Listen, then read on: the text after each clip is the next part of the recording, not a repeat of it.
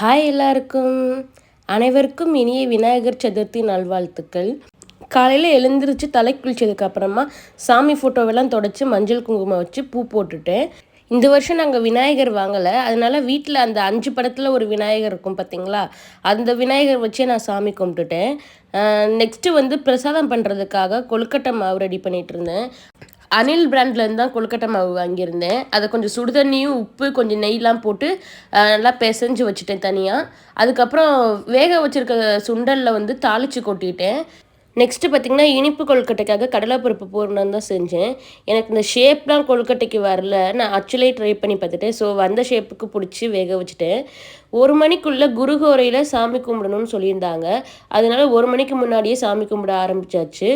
பிரசாதம் எல்லாம் படைச்சிட்டு பழம் எல்லாமே படைச்சாச்சு.